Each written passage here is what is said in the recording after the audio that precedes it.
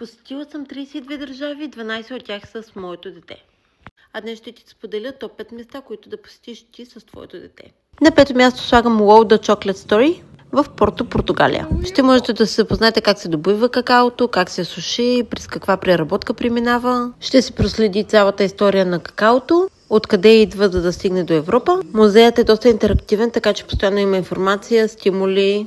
Можете да се докоснете до истински какаови зърна, да ги опитате, да помиришете различни сортове какао. Повече за този музей има в профилът ми, можете да видите клипът. Четвърто място, Селва Авентура и Степона. Много готин парк, в който животните са пуснати на свобода и в същото време в дивата си среда можете да ги опознаете. Има въжени мостове, през които детето ви може да мине, ако е по-голямо. Номер 3, океанариума в Лисабон. Морски свят с кауза, а именно опазване на океанските води.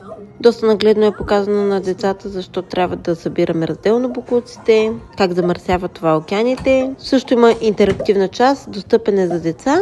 А морските видове са много разнообразни, има много корали, акули, скатове, земноводни и още много други.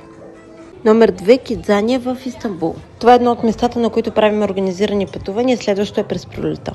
Като между другото скоро отварям записванията, така че ако имате интерес, можете да ми пишете за повече информация на лично съобщение.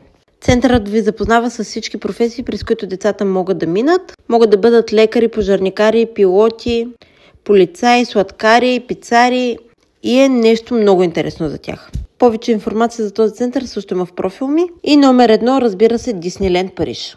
Посетихме парка по време на 30 годишната му. Беше едно изключително впечатляващо шоу. Има атракции за по-големи и за по-малки, като аз препоръчвам поне на 3-4 години да видите детето, когато го посещавате. Има намерение да го посетим втори път, така че ако ви е интересно, можете да ме следите.